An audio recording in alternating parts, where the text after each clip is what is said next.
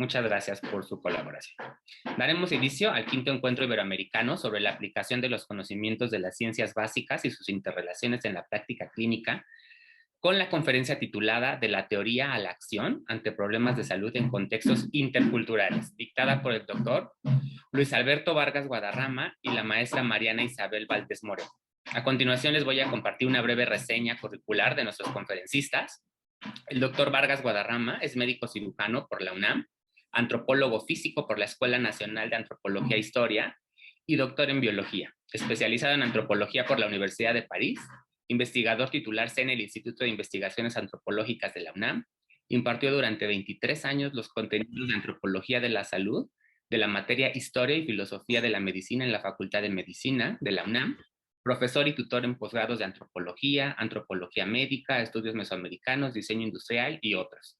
Miembro del Sistema Nacional de Investigadores con nivel 3, la Academia Mexicana de Ciencias, la Academia Nacional de Medicina y durante 5 años presidente de la Unión Internacional en Ciencias Antropológicas y Etnológicas. Pertenece a diversas sociedades científicas, dentro de ellas investigador visitante en Michigan, profesor en la State University of New York, en Albany, profesor distinguido en el Departamento de Salud de la Universidad Iberoamericana y realizó actividades académicas en las universidades españolas Autónoma de Madrid, de Granada, de Córdoba y de Zaragoza, y en las italianas de Perugia, Bolonia y la boliviana de Potosí, y varias instituciones de educación superior en México. Es asesor en nutrición de la Organización Panamericana de la Salud, con sede en Washington, D.C., y responsable de la Unidad de Educación Médica Continua de la Facultad de Medicina de la UNAM, así como presidente del TOF International Congress of Sociology. Forma parte del Seminario Universitario Interdisciplinario sobre Envejecimiento y Vejez de la Universidad Nacional Autónoma de México y ha participado en diversas investigaciones al interior de la Facultad de Estudios Superiores Zaragoza, referente al papel de los antioxidantes en algunos problemas de salud y en desarrollar enfoques sobre la gerontología comunitaria. Por otra parte, la maestra Valdés Moreno es licenciada en Dietética y Nutrición por la Escuela de Dietética y Nutrición de ISSSTE, así como maestra en Ciencias por la Universidad Nacional Autónoma de México. Dentro de su experiencia docente, se ha desempeñado como académica en la Escuela de Dietética y Nutrición del ISSSTE, ha impartido las cátedras de Fisiología de la Nutrición y Bioquímica de la Nutrición. Actualmente se desempeña como jefa de la carrera de Nutriología de la Facultad de Estudios Superiores Zaragoza de la UNAM. Lo recibimos con un virtual pero caluroso aplauso a nuestros ponentes. Adelante.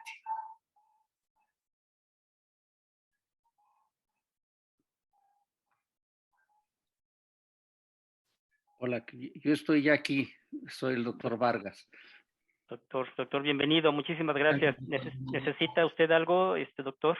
No, nada más voy a compartir la pantalla. Adelante. Gracias, doctor.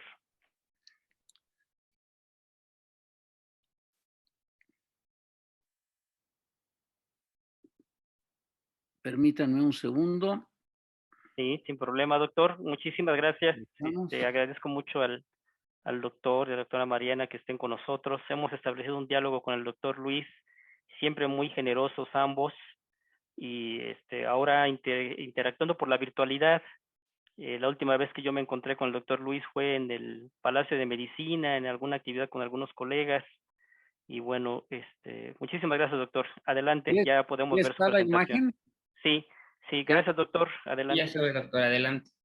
Bueno, pues miren ustedes, lo que hemos preparado Mariana Valdés y yo es una presentación que tiene su origen en muchos años de trabajo, sobre todo en un momento en que junto con el doctor Roberto Campos, la doctora Leticia Casillas, hicimos un estudio sobre la situación de los pacientes indígenas de América Latina en los hospitales que están destinados a ellos.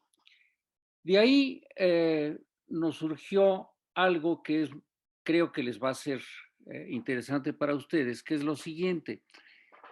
Muchas veces como estudiantes, como académicos, tenemos la idea de hacer un trabajo de investigación.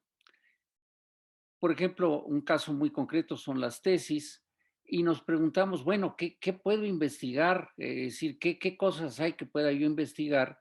Y nosotros nos enfrentamos a esto al visitar los hospitales porque nos dimos cuenta que había mucha situación que requerían estudio. Entonces, de esa manera, trabajamos y lo que les voy a presentar ahora es un resumen muy apretado de lo que concluimos de que se podía hacer. Entonces, para comenzar, voy a situarme en este ambiente que ustedes generalizarán ya en sus mentes, que es el siguiente. Uno va a un hospital, a un centro de salud, y se encuentra uno con que algunas veces la persona que esté ejerciendo, el psicólogo, el nutriólogo, el odontólogo, el médico, se encuentran con personas que son de una cultura diferente a la suya.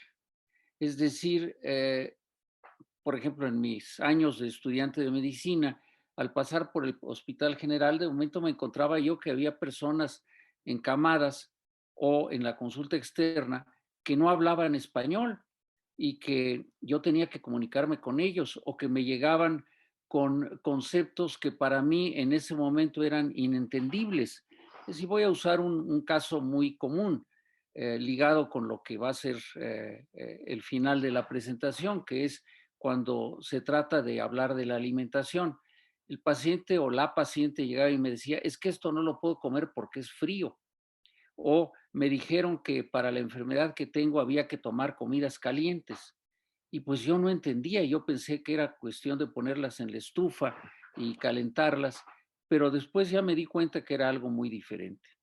Hay valores, hay creencias y comportamientos que para nosotros, digamos, educados en universidades, etcétera, son comunes y corrientes, pero que para estos pacientes indígenas pueden ser algo totalmente desconocido. Déjenme darles uno de los ejemplos más simpáticos que me ha tocado vivir. En un hospital en la Costa Chica de Guerrero, visitamos un hospital, por cierto, muy bien montado, muy interesante, y me platicaban las enfermeras que llegó una señora indígena monolingüe que venía de una comunidad muy aislada y que requería internamiento y que le dijeron, señora, pues pase usted por favor aquí al baño a bañarse.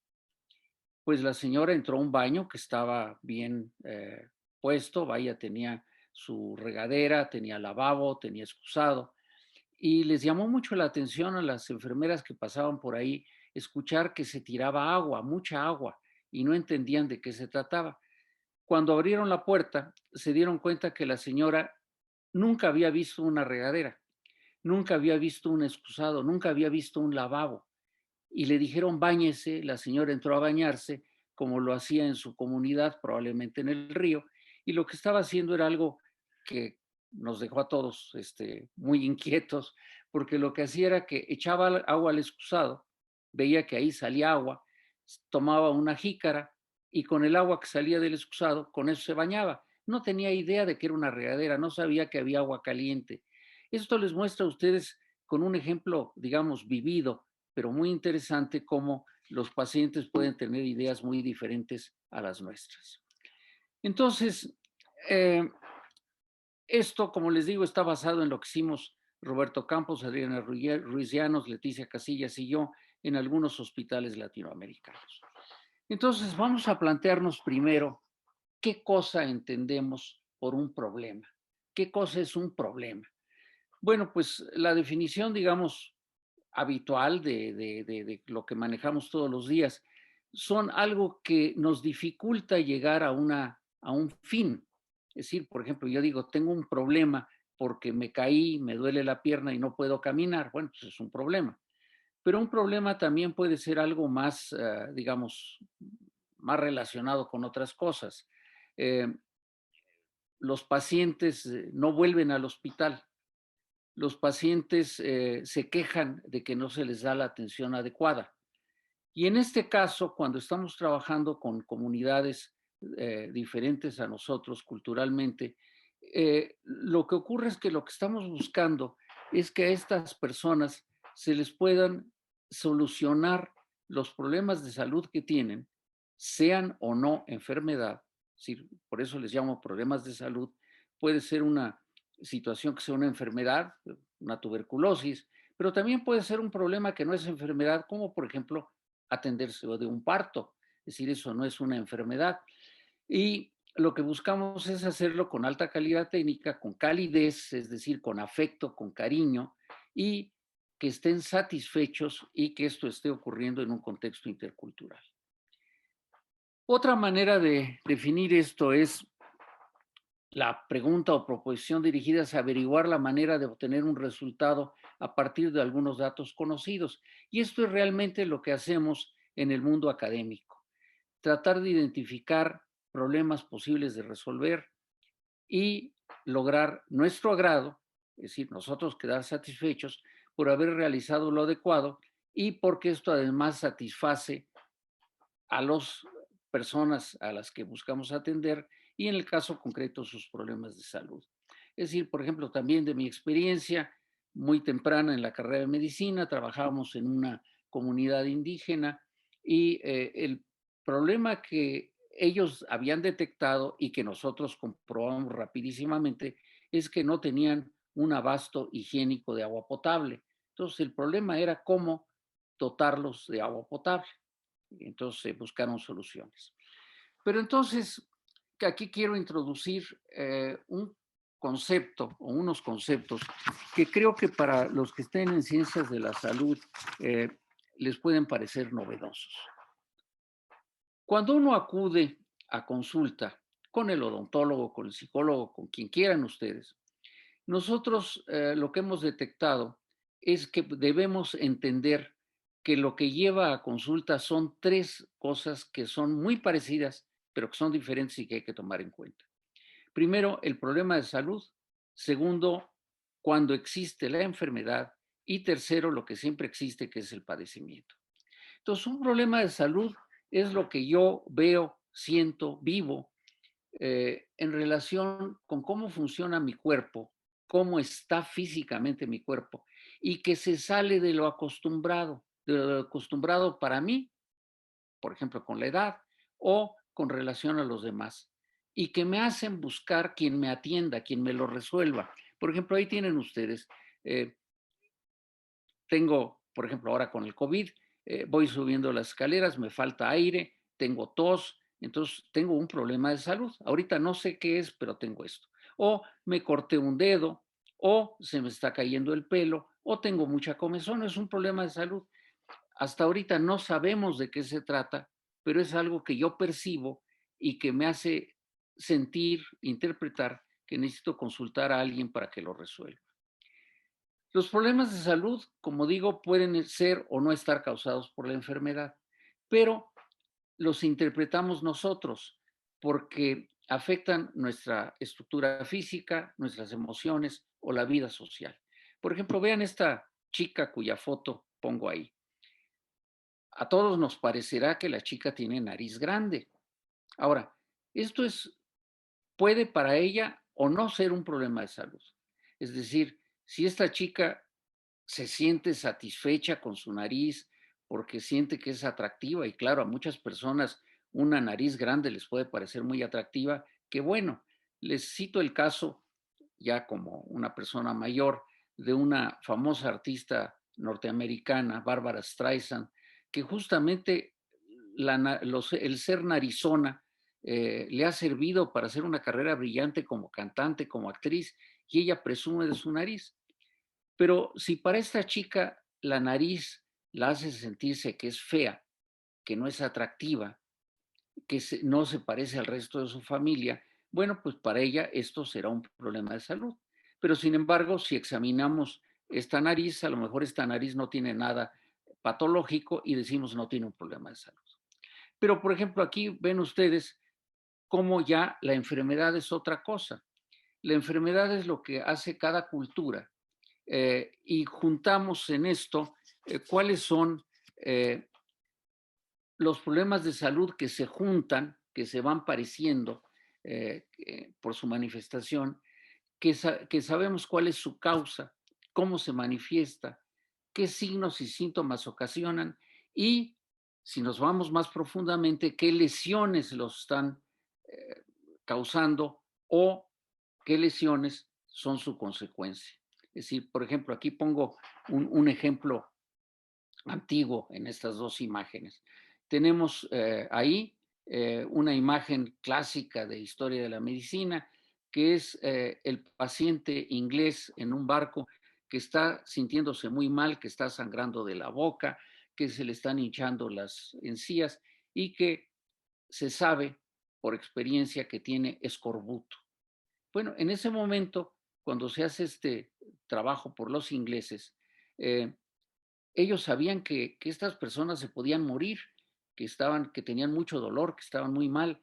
Y poco a poco, insisto, los ingleses, ahorita voy a decir algo agregado, los ingleses encuentran que esto se debe a que no toman suficientes cítricos.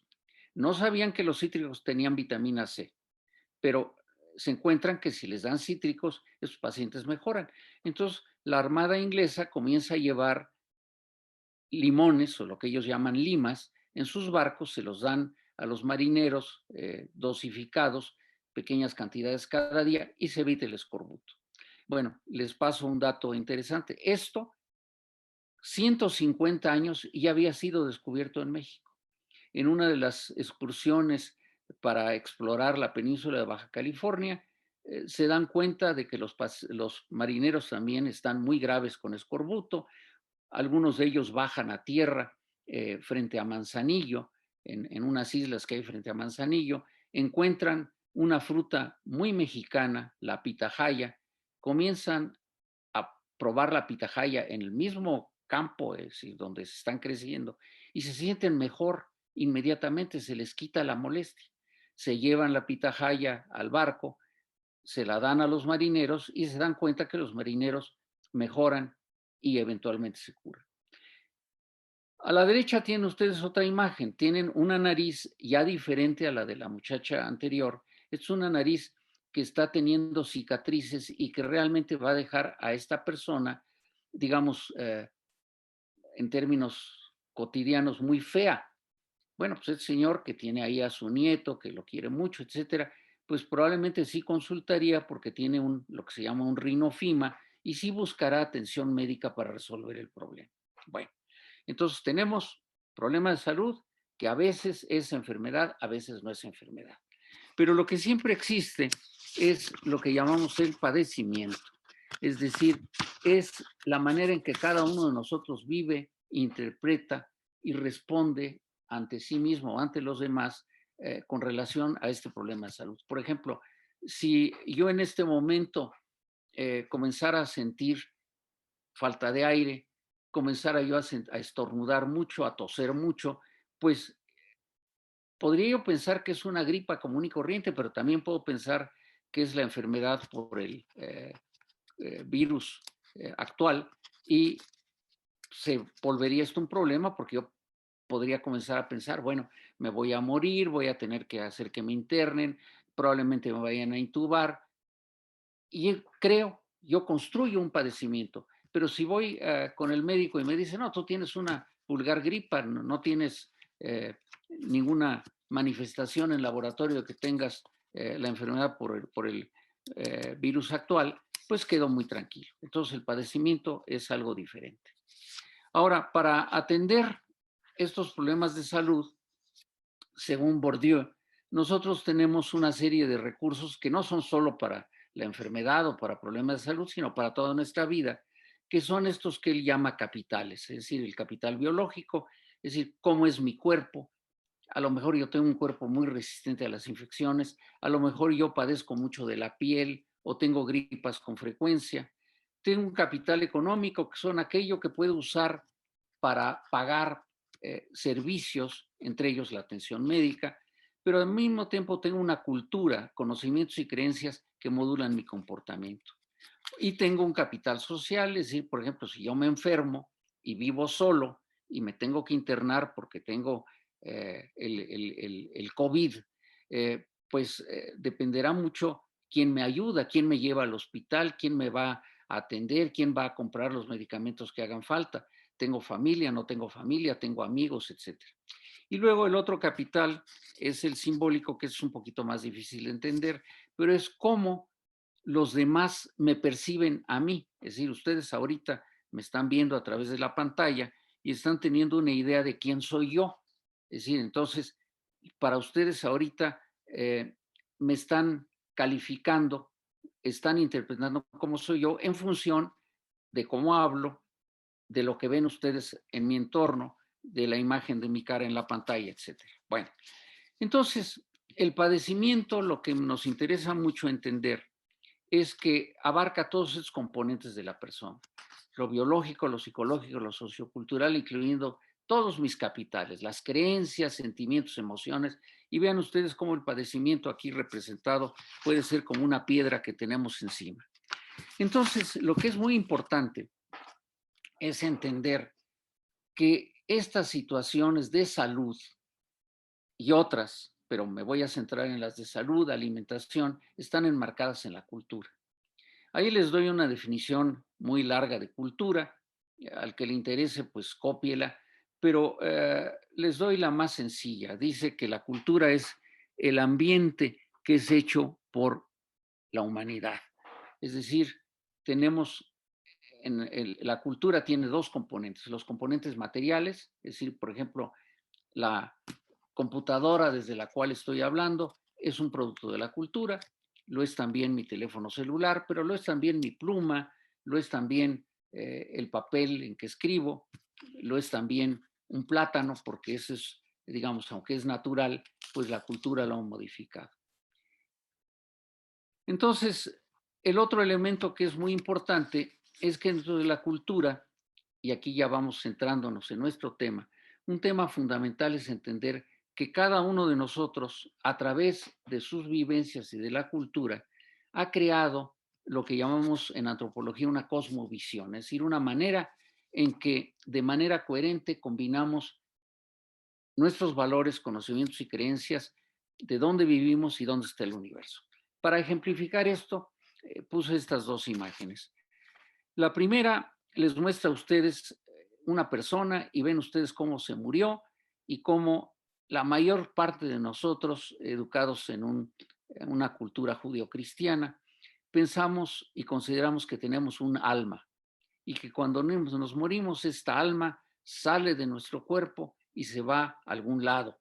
Si ya según les haya ido en la vida, se pueden ustedes ir al limbo, al cielo o al infierno en la visión judio-cristiana. Y si yo les preguntara a ustedes qué creen de esto, pues la mayor parte de ustedes me dirían que sí, ustedes tienen un alma. Ahora vean la imagen de la derecha. La imagen de la derecha es las almas del mundo mesoamericano, es decir, lo que se creía en los tiempos mesoamericanos y que, como verán ustedes por el relato que les voy a hacer, sigue siendo vigente en muchas de nuestras mentes. Para ellos son tres almas, una primera alma, o como le llama Alfredo López Austin, entidades anímicas, una primera entidad anímica que está en la cabeza, que es el tonali, que se parece mucho al alma cristiana, es decir, es aquella parte de nosotros que es racional, que nos permite tomar decisiones, que tiene imaginación, que aprende, que vive experiencias. Pero la parte muy interesante es que esta alma en el mundo prehispánico es un alma viajera. Entonces, por ejemplo, si yo me voy a dormir y sueño en la visión prehispánica, esta alma lo que ha pasado es que se ha salido de mi cuerpo y está viajando. ¿Y a dónde se va? Se va al pasado. Por ejemplo, yo puedo estar pensando durante mi sueño que perdí algo y en el sueño recuerdo dónde lo dejé, pues viajo al pasado, encontró lo que yo buscaba. O, como me pasa a mí con frecuencia, si estoy preparando un trabajo, a veces me despierto, ay, me faltó decir esto, me gustaría seguir con esto otro, está viajando al futuro. O bien, si tengo la muerte de un ser querido, mi alma, esta el tonali, puede ir a visitar al muerto y platicar con él. Es decir, viaja al mundo de los vivos, de los muertos, etc. Hoy no lo interpretamos así, pero se parece mucho a lo que vivimos. La segunda alma es el teyolía, que es el alma que está, como ven ustedes ahí, sombreadito en el corazón. Esta para ellos es el alma de las emociones, es el alma del amor, es el alma de los afectos. ¿Por qué? Muy sencillo, porque si yo de momento me acerco a alguien que quiero mucho, pues puedo sentir incluso palpitaciones en mi corazón. Y ustedes no creerán en esta alma, les parecerá una idea anticuada, pero los cumpleaños, los 14 de febrero, ustedes dibujan corazoncitos, ponen las iniciales de la persona querida en ellos, en el Día de la Amistad y del Amor regalan cajas con chocolates en forma de corazón, etc. Y la tercera es una que ya verán ustedes que ustedes no creen en ella, pero ahí anda, que es el hijiyotl, que está en el hígado. Sí, para el mundo judeocristiano es muy complejo entender que hay un alma en el hígado. Sin embargo, lo manifestamos en México diciendo, oye, es que no quiero ir a la fiesta. ¿Por qué no quieres ir a la fiesta? Porque va a ir Perengano y ese me cae como patada de hígado. Fíjate que el otro día me pasó esto y esto y esto, hice un coraje espantoso y se me derramó la bilis. Esa alma de las sensaciones profundas, esa alma es el hijiyotl y seguimos manejándola como si creyéramos en ella conscientemente. Bueno, vamos rápidamente entonces a los problemas interculturales, que es cuando trabajando con personas de cultura diferente nos damos cuenta de que hay algo que no funciona. No entendemos, no, por ejemplo, el ejemplo que les di, alguien me dice que esto es frío, esto es caliente, pues yo no entiendo de qué se trata. Entonces tengo que meterme a investigarlo.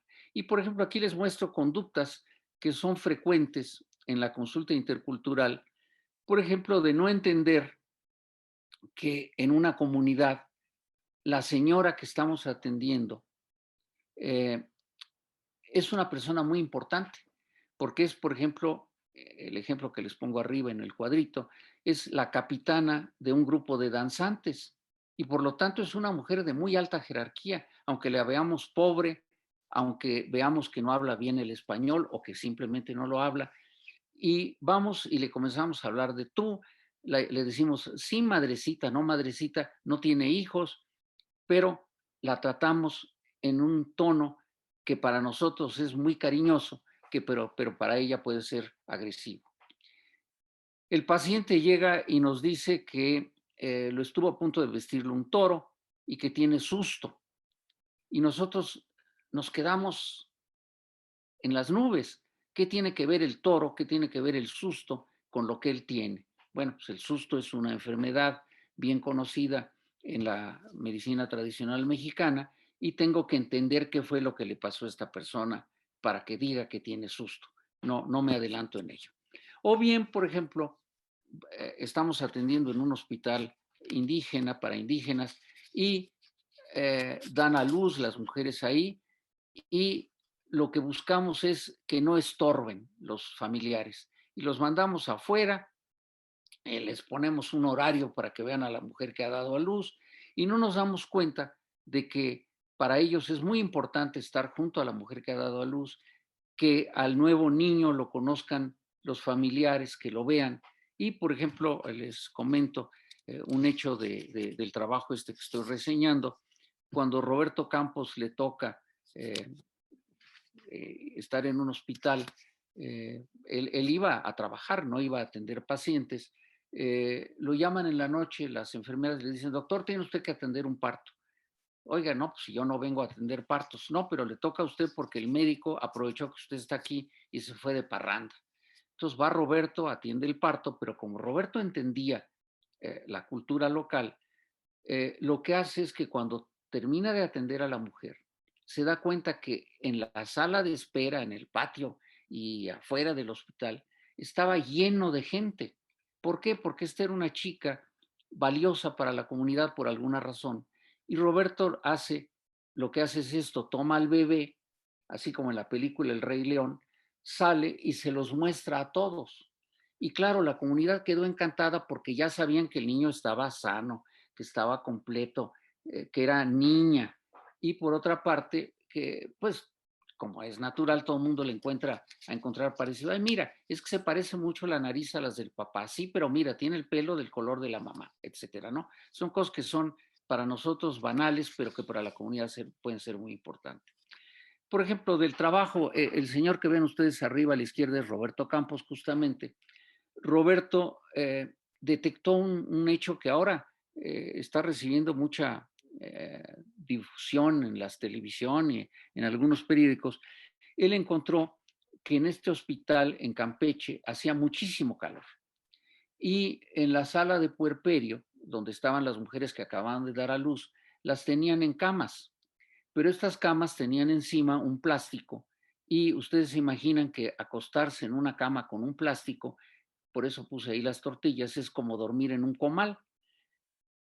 Y estas mujeres campechanas, mayas, estaban acostumbradas a dormir, a vivir, incluso a dar a luz en hamaca. Entonces Roberto lo que hizo fue hablar con el director del hospital y sugerirle que hiciera lo que ven ustedes ahí, poner hamacas en vez de poner camas en las salas de estas mujeres que acababan de dar a luz. Y las mujeres encantadas, si ustedes tienen oportunidad, véanlo en YouTube, busquen hamacas Campeche y probablemente encuentren ahí que las mujeres estaban muy contentas. Y para que vean ustedes la diferencia cultural, yo acompañé a Roberto a ver cómo estaba el hospital. Nos encontramos con una directora nueva. Roberto le dijo, oiga, doctora, la felicito por lo de tener las hamacas, pero no entiendo por qué si dan tan buen resultado no las ha puesto usted en otras salas. Entonces la doctora le dijo, es que esto no tiene un fundamento científico. Y Roberto le regaló una revista del propio Seguro Social, este era un hospital del Seguro, y la doctora le dijo, sí, doctor, está muy bien que usted lo haya escrito en español, pero como no está en inglés, yo no creo en él. Imagínense ustedes qué exageración, ¿no? Entonces, las hamacas han dado muy buen resultado. Bueno, ahora vamos a ver cómo identificar los problemas. Uno podría decir, bueno, ya llegué al hospital o estoy por hacer un trabajo para mi clase. ¿Cómo encuentro un problema? Bueno, podemos hacerlo de varias maneras. Podemos ver, por ejemplo, que en el curso de nuestra vida, vamos a ponernos en el caso de la FE Zaragoza, que conozco muy bien, me encuentro yo, como me encontré en el tiempo que trabajé en el Museo Nacional de Antropología, que había un problema muy sencillo. Es decir, piensen en la FES y piensen ahora en el Museo Nacional de Antropología. Si yo voy al Museo Nacional de Antropología en coche y llego, entro al museo, pues no tengo problema. Pero si está lloviendo y quiero salir o quiero entrar, no hay manera de entrar al Museo Nacional de Antropología sin que yo me moje, porque el trayecto entre el estacionamiento público y la entrada del museo es muy grande. Entonces, en la FES se solucionó con andadores y ya al principio de la FES uno se mojaba si había lluvia. Ahora ya puede uno caminar, digamos, mojándose lo menos posible. Es decir, es algo que viví, algo que vi. A veces tengo que basarme, por ejemplo, en las estadísticas. Bueno, en esta comunidad veo los registros del hospital y me doy cuenta que muchos pacientes se mueren de tuberculosis. Ah, bueno, y hay un problema, que hay muchas diarreas, que el agua no es potable. Entonces voy encontrando problemas. Pero lo que me interesa aquí es que encontremos problemas que requieren que están sustentados en diferencias culturales.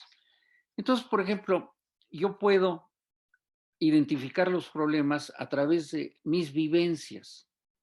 ¿Cómo lo hago? Bueno, pues lo que requiero es un cambio de mentalidad, que para algunas personas es muy fácil y para otras es muy difícil, que es cómo ver, cómo escuchar, ver las expresiones de la cara y del cuerpo, detectar lo que no está, detectar lo que sí está. Por ejemplo, el ejemplo que les di al principio de la señora que se bañaba con el agua del excusado, se detectó por oído.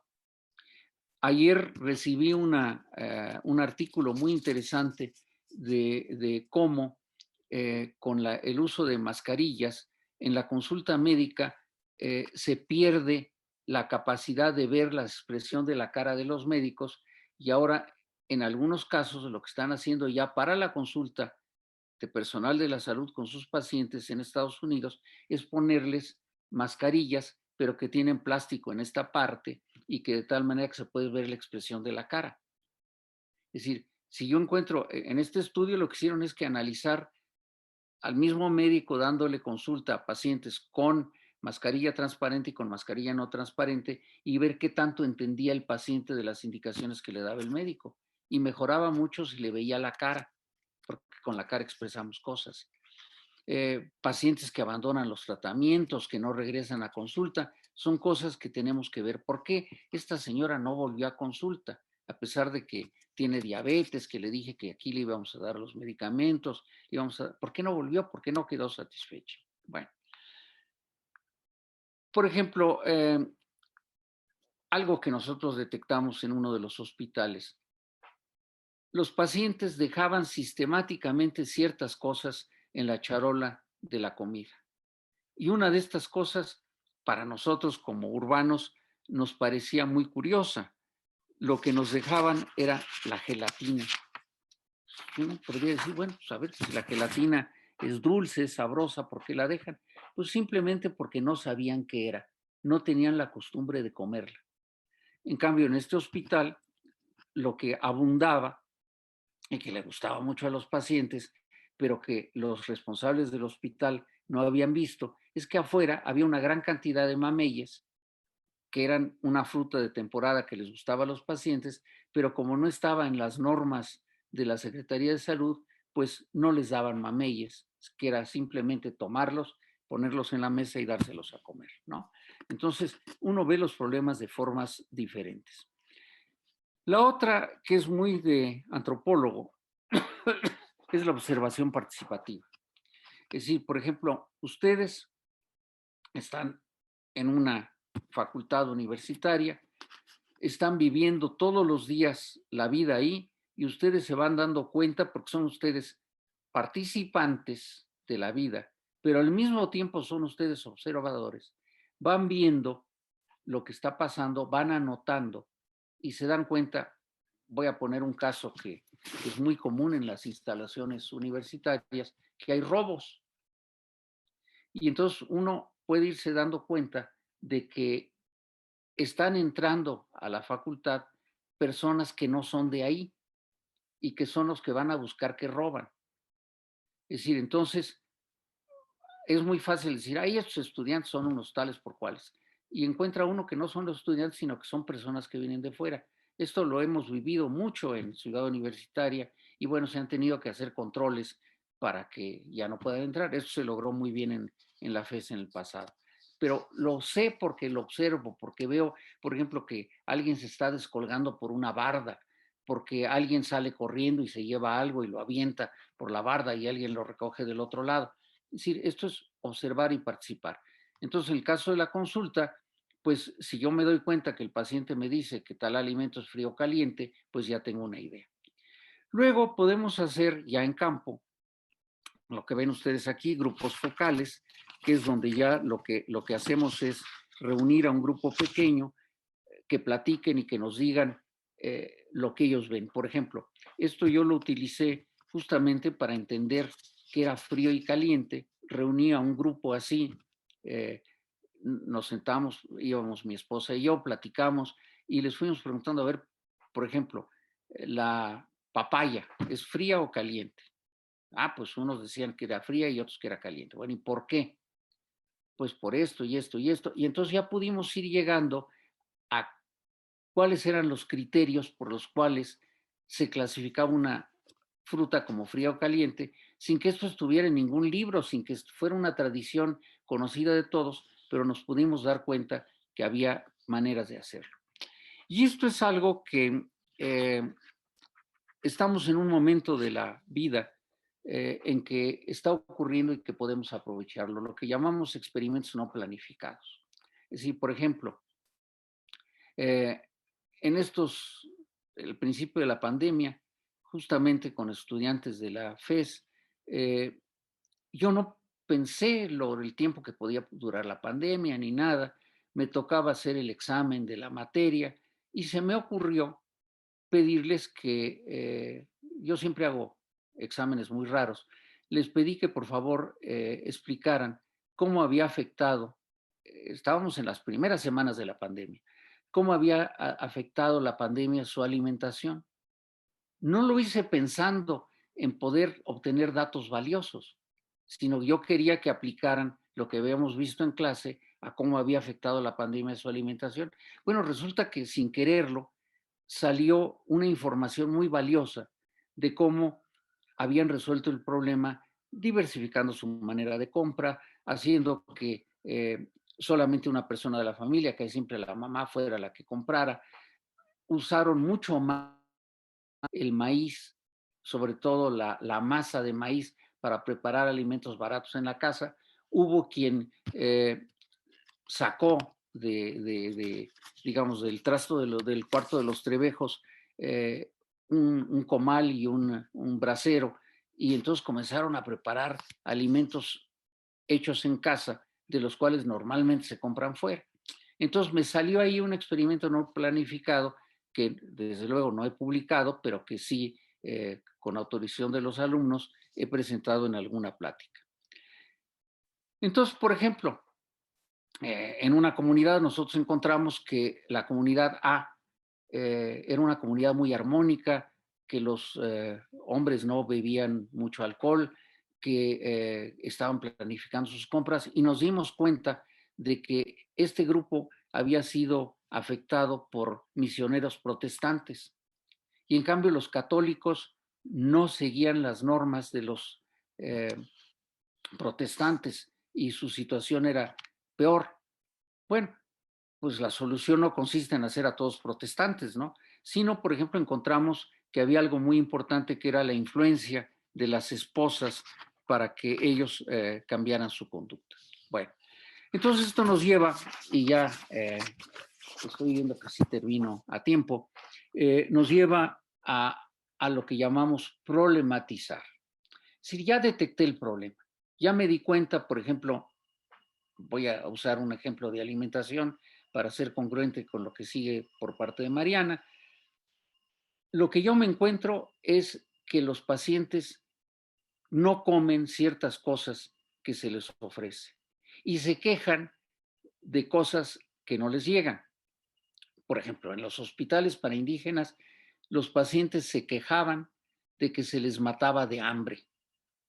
Oiga, pues yo veo lo que le están ofreciendo, aquí está su charola, pues ahí tiene usted una sopa, tiene usted un guisado con verduras y carne. Sí, pero lo que pasa es que solamente me dan 5 tortillas. Entonces el problema, te están matando de hambre porque no te dan tortillas. Sí. ¿Por qué era esto? Porque la base de la alimentación indígena en México y en muchos países de Centroamérica son las tortillas, y están acostumbrados a tomar, digamos, 10, 12 tortillas en cada comida. Para nosotros urbanos esto nos parece exagerado, pero para ellos es el fundamento de su dieta. Y en la tortilla ponen todo. Por ejemplo, de estas cosas curiosas, cuando uno va a comer una comida corrida, por ejemplo, cuando yo trabajaba en Palacio de Medicina, íbamos a las fondas de ahí cerca y llevábamos a algún visitante centroamericano, nos dimos cuenta que había una cosa muy curiosa. El centroamericano, el caribeño, le servían la sopa aguada, se la tomaba, enseguida le servían el arroz, estoy hablando de una fonda típica mexicana, y no se lo comía. Y nosotros los mexicanos nos tomábamos el arroz muy contentos. Cuando le servían el guisado al centroamericano, sí se lo comía porque lo mezclaba con el arroz. Entonces, son costumbres locales que si las vemos, tenemos que entender qué está pasando. Bueno, pues para ellos el arroz es un complemento, es como el pan. Entonces lo mezclan con el alimento que sigue. Entonces problematizo, es decir, comienzo a ver cómo resuelvo el problema. Entonces, comienzo a buscar mi opinión y la de otros, de los afectados, de colegas, etcétera, para saber qué está pasando.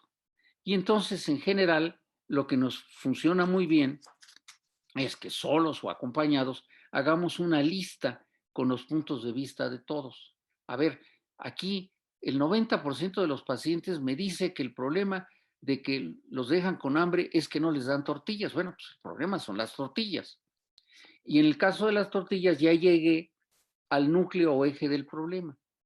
No es que no les dieran sopa, no es que no les dieran frijoles, cosa que sí nos ocurrió en el Hospital General, donde los pacientes diabéticos, a los cuales un grupo de nutriólogos bien capacitados les decía que tenían que comer frijoles, pues nos decía, el problema es que en el hospital no nos dan frijoles. Y entonces fuimos a la cocina y vimos que no les daban frijoles porque consideraban que los frijoles gastaban mucha energía, y tuvimos que convencer a la jefe de la cocina y al jefe médico de esa sección de que volvieran a dar frijoles, ¿no?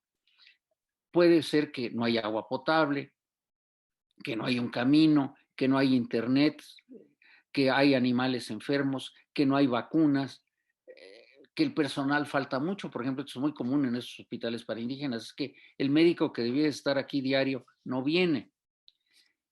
Entonces, ya que tenemos identificado el núcleo del problema, podemos ir viendo cómo solucionarlo. Dentro de un momento les voy a dar un ejemplo del agua potable. Y esto lo podemos hacer escribiendo en un pizarrón o en un rotafolio y que se busque la participación del grupo. Entonces, podemos encontrar que de este núcleo hay factores, como les voy a mostrar en un ejemplo dentro de un momento, que son los fundamentales y otros que contribuyen. Podemos encontrarnos que el problema, por ejemplo, en un hospital, esto tampoco es una anécdota, esto lo viví. El hospital lo entrega a la Secretaría de Salud, muy bien equipado, con laboratorio, y el médico que está ahí está desesperado porque tiene centrífuga, tiene microscopio, tiene todo. Quisiera hacer exámenes de laboratorio sencillos, pero el hospital tenía un pequeño problema: no tenía suministro eléctrico. Entonces, de noche no tenían iluminación, atender los partos era complicado por falta de lámparas, etcétera, ¿no? Es decir, ahí ya no, el problema no es no hay luz, sino que está contribuyendo, que la Secretaría no se movió, que no hicieron las gestiones, etcétera, ¿no? Bueno, ahora, en todo problema tenemos que ver si el problema es relevante, si la solución que estamos planteando tiene consecuencias, y si estas consecuencias realmente solucionarán el problema. Por ejemplo, a veces el problema es muy grande, puede ser muy relevante, puede ser muy importante. Se están muriendo muchos niños. Se están muriendo muchos niños por sarampión. El problema es muy relevante. Entonces tenemos que vacunar de sarampión. Pero viene la segunda parte, es pertinente. Es decir, ¿tengo los recursos para solucionar el problema? Desde luego, en el caso del sarampión, sí, porque lo que necesito es buscar quién está haciendo la campaña de vacunación, que eso está bien institucionalizado, buscar que vayan de la campaña de vacunación y vacunen. Pero en otros casos, como lo pongo al final, el problema nos queda grande. Es decir, no podemos solucionarlo porque no tenemos los recursos y tenemos que buscar soluciones parciales. Por ejemplo, yo encuentro que la comunidad donde trabajo, el problema que tiene es pobreza. Bueno, pues probablemente no tengo la capacidad para resolver la pobreza de toda la comunidad, pero a lo mejor sí puedo hacer ciertas cosas para mejorar, cuando menos, la alimentación de un pequeño grupo. Es decir, puedo fomentar el que se hagan, que cambien digamos, que cambien su siembra, que ya no siembren maíz, que siembren papa. Todo esto necesito la asesoría de personas que sepan, o que hagan artesanías, o que hagan una cooperativa. Por ejemplo, ahorita en esta ciudad con la pandemia, lo que estamos encontrando es una serie de pequeñas cooperativas que distribuyen alimentos producidos por ellos mismos. Bueno, me voy a ir un poquito más rápido porque mi tiempo ya está encima. Entonces, ¿el problema es pertinente o no? Para esto, lo que tengo que buscar es no duplicar acciones. Esto es muy común, que yo quiera hacer lo mismo que otras dependencias, que otras instituciones. A veces hay celos. Por ejemplo, con la FES Zaragoza, en alguno de los proyectos sobre ancianos, nos encontramos esta frase: nuestros ancianos no pueden participar con ustedes porque son nuestros. Pues, ¿dónde los compraron, no? Pero el celo así de que estos son nuestros pacientes y no los tuyos, pues hizo que no se pudiera trabajar con ellos, ¿no? Había que buscar si eran, la solución es viable. Es decir, como les digo, por ejemplo, otra vez, otra experiencia, en una comunidad en Oaxaca, Alberto Isunza encontró que el problema era fecalismo al aire libre tremendo. Bueno, pues, bueno, hay que construir letrinas. Bueno, sí, pero resulta que esta comunidad está en la costa. Y si tú haces letrinas como las que estamos acostumbrados, con un hoyo en el suelo, resulta que estás contaminando todo el manto freático. Entonces tuvo que encontrar una solución, que es lo que se llama letrinas secas, y entonces ya no se construyó red de drenaje, se hicieron las letrinas secas o elevadas y se solucionó el problema, pero esto se concatenó con otra serie de cosas, ya se construyeron, ya colaboraron todos los vecinos, la hicieron, cada quien puso la suya, y luego viene otro problema: ¿quién lo mantiene? ¿Quién las limpia? Entonces hubo que hacer toda una campaña para darse cuenta que esto era responsabilidad de la familia. Congruencia, es decir, que a veces, por ejemplo, nos encontramos que el cacique, el sacerdote, se opone a lo que queremos hacer. Esto es muy común, aunque ustedes no lo crean. Muchas veces, por ejemplo, con los alumnos de la Escuela Nacional de Antropología, el sacerdote se opone a que intervengan y que propongan medidas, o el cacique porque piensa que son comunistas peligrosísimos y que le van a lebrestar a la comunidad. Entonces tenemos que entender que tenemos que trabajar no solamente con los destinatarios, sino con todo el entorno para que la acción que estamos proponiendo sea congruente. Luego, posibilidad de aplicar realmente las cosas. Es decir, por ejemplo, en un hospital nosotros nos encontramos que nadie hablaba la lengua indígena. Entonces dijimos, pues hay que contratar a un intérprete. Pero resulta que el intérprete había que pagarle. Entonces, bueno, sí, yo estoy dispuesta, una señora, yo hablo español y hablo náhuatl, yo vengo con mucho gusto, pero me van a pagar. Pues no hay partida para pagarle. Entonces hubo que buscar una solución por la cual, de las muy pequeñas cuotas de recuperación que cobraban, se le pagara a esta señora, pero Hacienda dijo que no era posible porque la señora no tenía registro de causantes. Ya se imagina todo el lío que es esto, ¿no? Tiempo. Ustedes tienen que medir muy bien su tiempo. Por ejemplo, si tiene que hacer un trabajo de investigación para clase, ¿cuánto tiempo tienen? ¿Lo van a poder hacer o no? Bueno, voy a comenzarme a brincar cosas. Bueno, muy importante tomar en cuenta la ética. Aquí me salto esta parte porque sería muy larga, pero quiero llegar al ejemplo que quería yo plantearles a ustedes muy claro. Este es un estudio clásico de los Andes, donde lo que encontraron es que el problema era que el agua no era potable. Entonces, el investigador dijo, bueno, pues la solución más sencilla es que hiervan el agua. Aquí hay abundancia de madera, la gente está acostumbrada a hervir agua, pero que beban el agua hervida. Entonces encontró esto, fíjense ustedes, me voy a tener aquí un poquitito. El agua para esta comunidad podía estar viva o muerta. Y el agua que esté estancada de un día para otro no está ni viva ni muerta, sino consideran que está dormida. El agua viva es el agua que está corriendo por los arroyos. El agua que está en una olla está dormida y es peligrosa. Incluso si el agua hirvió, la mataron. Entonces, para ellos tomar agua hervida era tomar agua, y además guardada en la noche para que estuviera fresca al día siguiente, era peligrosísima. Para otras mujeres, recoger la leña necesaria para hervir el agua de un día para otro, porque había que hervir el agua en la noche para poderla consumir en el día, era muy trabajoso. Y claro, resumo, había como 20 razones diferentes para no hervir el agua, pero en cambio, unas que se convencieron rápidamente es porque su comadre que vivía en la ciudad hervía el agua y consideraban que hervir el agua era muy moderno y de mucho prestigio. Y otras lo hicieron porque le creían al médico que era hombre y al cual le atribuían sabiduría y poder, pero no a la enfermera que era mujer. Entonces, dense ustedes cuenta que las situaciones son muy diferentes. Bueno, rápidamente, para terminar, ya encontré la solución y tengo que modificar o no modificar. Bueno, algunas conductas claramente son muy riesgosas. El ejemplo que les doy es, en algunas comunidades hemos encontrado que al bebé recién nacido, para secar el cordón umbilical, le ponían estiércol de las vacas. Pensaban que esto era caliente y que secaba. Lo podemos prohibir, pero no nos van a hacer caso. Es decir, lo que tenemos que encontrar es una solución. Y entonces, si nos damos cuenta que el estiércol lo consideran muy caliente y que por esto va a secar el cordón, entonces lo que hacemos es buscar algo que ellos consideren caliente, que no sea nocivo, que al contrario pueda ser útil, y entonces usamos alcohol. Y le decimos, ponga usted un trapito con alcohol encima del cordón.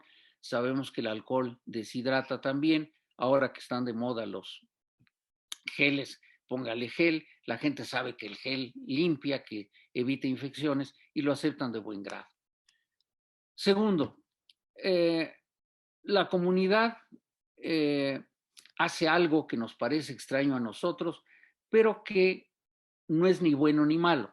Es decir, por ejemplo, los padres en algunas comunidades están acostumbrados a considerar que la placenta es una gemela del bebé y entonces la costumbre es enterrar la placenta, pero en algunos hospitales la placenta no se les entrega a los familiares y consideran que esa placenta, que es la hermana del bebé, puede acabar en un lugar inadecuado y causar la muerte del bebé. Vean ustedes la imagen de abajo, es realmente una placenta desecada. Entonces ven ustedes que realmente tiene la forma de un árbol.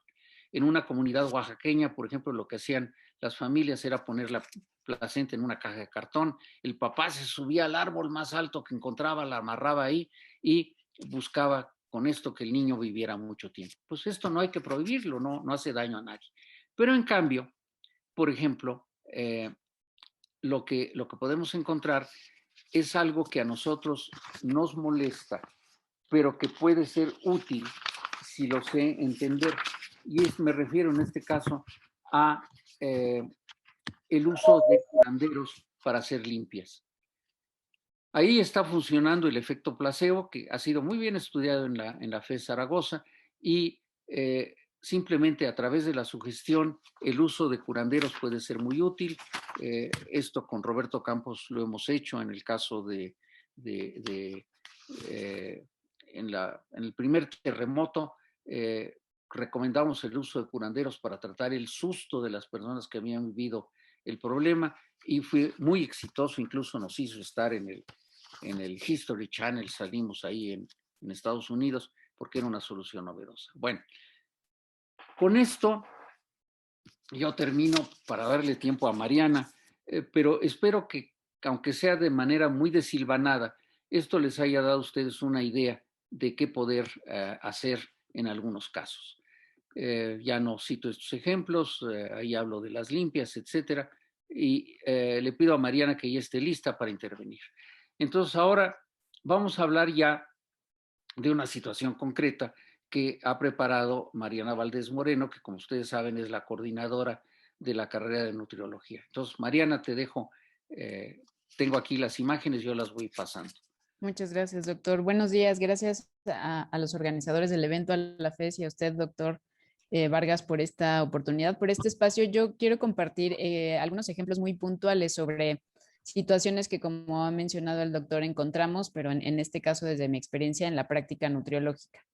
Y bueno, el primer escenario, el primer caso que quiero platicar se relaciona con los jóvenes, ¿no? Una población que sabemos que, al igual que los niños, son susceptibles no solo en términos del impacto que la dieta tiene sobre su salud, porque esto aplica para cualquier momento del curso de vida, pero sobre todo derivado del consumo de alimentos que pues tienen solamente un contenido marginal de vitaminas y son ricos en grasas saturadas, sal y azúcar, ¿no?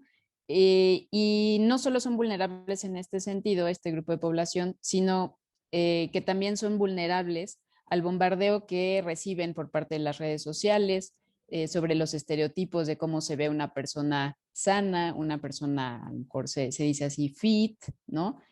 Una persona que come cierto tipo de alimentos equivale a una persona exitosa, etcétera, ¿no?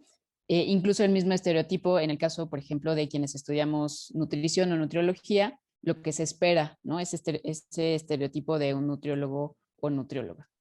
En este momento del curso de vida también la relevancia de la presión por pares, que tiene un impacto bastante significativo en términos de las decisiones que los jóvenes toman respecto a muchas cosas, incluyendo la alimentación. Y un factor también muy importante que es sobre el que quizá voy a hacer hincapié, que es el impacto de la publicidad, ¿no? El impacto de la publicidad sobre sus patrones de consumo. Es decir, lo que los jóvenes deciden o prefieren consumir, que en un esquema ideal, pensando en teorías económicas convencionales, pues nos plantean una relación recíproca entre la alimentación y estos hábitos de consumo o lo que se prefiere consumir. Un consumidor racional, digamos, seleccionaría sus productos o lo que consume de acuerdo con sus preferencias y aquello que le ofrezca la mayor satisfacción, pero también idealmente, ¿no? En esta teoría ideal, se tomaría en cuenta el aspecto nutricional del alimento que va a adquirir en el sentido de minimizar los riesgos posibles que el consumir ese alimento traiga. Pero todo esto parte del supuesto de tener información oportuna, cosa que sabemos con esto que acabo de esbozar, ¿no? A lo que están expuestos los jóvenes, la población en general, pero ellos como población vulnerable, que no tienen esta información oportuna. Entonces, los jóvenes desconocen, ¿no? Igual que muchas otras personas, pero desconocen lo que es una alimentación saludable o cuál es un alimento saludable. Por lo tanto, pues las decisiones que tomen al elegir los alimentos que consumen, porque además es un momento del curso de vida en el que ellos empiezan a ser independientes, ¿no? Ya no es solo lo que hay en la casa donde se depende de quien haga las compras, sino que ellos al exterior, donde estudian, donde se desarrollan, empiezan a elegir, ¿no? A tomar estas decisiones, no van a tener o no tienen elementos para elegir aquello que es preferible que consuman, ¿no? Solo va a estar en esta percepción de lo que es saludable, como mencionaba el doctor Vargas, solo queda la percepción, ¿no? O sea, yo creo que esto es saludable porque así mi entorno me lo ha sugerido, etcétera. Y en la siguiente diapositiva, pues les planteo que, por ejemplo, los jóvenes consideran un desayuno saludable como unas barritas de granola, un jugo entre comillas natural, ¿no? De estos que nos venden que son industrializados, pero según estos son naturales, y un yogurt. Entonces, se asume que ese es un desayuno saludable, cuando en realidad es casi en su totalidad azúcares simples, tienen poco valor nutrimental en términos de vitaminas, otros nutrimentos que son necesarios, pero se asumen como alimentos saludables. Entonces, si yo consumo eso, estoy siendo saludable, digamos, estoy eligiendo bien. O otro caso muy común también, el de los cócteles de fruta, ¿no? Que se consumen abundantes cantidades de fruta acompañadas por crema batida, yogurt, granola, miel, en fin, una serie de cosas, pero digamos, el concepto, la idea es que esto es saludable. Entonces nos encontramos en oposición, bueno, de este esquema de desayuno saludable, en oposición a opciones como un par de quesadillas, ¿no? Que son accesibles para muchos en casa o bien en el lugar donde se estudia o se trabaja. Entonces es paradójico que pese a la diversidad y la riqueza de productos alimentarios que hay en México, pues las condiciones de salud relacionadas con la alimentación en términos de la transición epidemiológica que vivimos, pues digamos que nos preguntemos qué está sucediendo, ¿no? Tenemos esta riqueza, pero tenemos todas estas problemáticas. Entonces, en la siguiente diapositiva, lo que les menciono, pues son algunos aspectos del análisis o los análisis derivados de la Encuesta Nacional de Ingresos y Gastos de los Hogares, en el que nos dicen que el aumento en el consumo, en el gasto en productos ultraprocesados entre 1984 y 2016, pues ha aumentado significativamente, mientras que ha disminuido el consumo o el gasto destinado a productos mínimamente procesados. Entonces nos encontramos con estas otras paradojas, digamos, o que podemos visualizar así como paradojas, de que en algunos hogares se compre menos azúcar, ¿no? Menos azúcar de mesa, pero la alacena esté llena de productos azucarados, ¿no? Industrializados. Este caso pudiera parecer un poco más obvio, lo entrecomillo, en términos de, bueno, si no le pongo azúcar a mi café, no le pongo azúcar a mis bebidas, pero tengo en la alacena galletas, panecitos, en fin, refrescos, etcétera, ¿no? Y lo mismo ocurre, o es muy similar lo que ocurre, por ejemplo, con el sodio o la sal, ¿no? se difunden estas ideas, esta información muchas veces descontextualizada sobre lo malo que es comer azúcar, lo malo que es comer sal, pero lo que hacemos nosotros o lo que se suele hacer pues es desaparecer el salero de la mesa, dejar de comprar azúcar de mesa, pero seguimos teniendo estos otros alimentos, ¿no? Entonces tenemos además, no quiero decir que sean soluciones o propuestas que carezcan de valor, sino hablar de la necesidad de un conjunto de estrategias que promuevan decisiones, ¿no? Más que cambios, elecciones a favor de la salud, que se lleven a cabo de manera conjunta. Por ejemplo, el nuevo etiquetado de alimentos, de los efectos, algunos de los efectos que se han reportado hasta hoy, tienen poquito tiempo de haberse implementado, es el aumento en el consumo de los alimentos llamados orgánicos, que tienen un sobreprecio de hasta el 45%. Entonces, no se reduce el costo, la gente no deja de gastar, sino que gasta en otras cosas. Entonces, para la población que está dispuesta pues sí, a pagar este sobreprecio en alimentos orgánicos derivado de este sistema del etiquetado. ¿Cuándo? Y ahí entraríamos en otro debate, cuando no necesariamente estos alimentos denominados orgánicos lo son realmente por normatividad o por legislación, y también pues hay debate en torno a la sostenibilidad real, ¿no? de la producción de este tipo de alimentos. Entonces, la idea pues es que las estrategias, ¿no? que se implementen desde la nutriología, se propongan, pues consideren la selección, como decía, más que visualizarlo como un cambio, sino pensar en enfoques de las estrategias en la comunidad y no en los programas que promuevan elecciones, ¿no? saludables, elecciones a favor de la salud, y bueno, sí, a la vez nos brinden información suficiente para tomar estas decisiones y que en consecuencia, en este caso puntual que les planteo, pues desincentiven la compra de los ultraprocesados y promuevan la de los mínimamente procesados, ¿no? Entonces, como conclusión a esta parte, lo que les querría comentar es esta necesidad de estrategias conjuntas y de información suficiente, clara, oportuna, como en este modelo ideal pertinente, que promueva la toma de decisiones a favor de la salud. Muchas gracias. Gracias a todos ustedes. Nada más quiero agregar algo a lo que ha señalado Mariana, que es, por ejemplo, de las cosas que ustedes pueden hacer con toda facilidad, es ver aquí está ya, darse una vuelta por los mercados y particularmente por los supermercados y darse cuenta de cómo nos engañan. Voy a tomar el ejemplo último de Mariana. Quiero disminuir mi consumo de sodio. Y entonces voy y busco sal baja en sodio. Y entonces me voy a dar cuenta que lo que me están vendiendo es frasquitos donde la mitad es sal y la mitad es otra cosa. Y cuesta mucho trabajo realmente encontrar saborizantes que den un sabor salado, que no va a ser igual al de la sal, pero que no tengan sodio. Y entonces se puede preparar de muchas maneras en casa, se pueden hacer, digamos, saborizantes vegetales que tengan un sabor sabroso, pero que no tengan tanto sodio o que no tengan sodio. Entonces es todo un mundo y todo un reto. Bueno, pues creo que estamos terminando. Según mi reloj, estamos en punto. Según el otro reloj, estamos 5 minutos tarde. Bueno, entonces, por favor, muchas gracias por su atención y muchas gracias a Mariana. Gracias, doctor. Muchísimas gracias, doctor. Tenemos rápidamente algunos comentarios dentro del chat donde le agradecen por lo interesante que está la conferencia. Dice, esta visión debería ser parte integral e irreemplazable de la formación en las disciplinas de la salud. En el campo de la neuropsicología, tanto en la evaluación como en la rehabilitación, hay que modificar y adaptar el contexto sociocultural que se ha detectado y que se ha trabajado en la Facultad de Estudios Superiores de Zaragoza.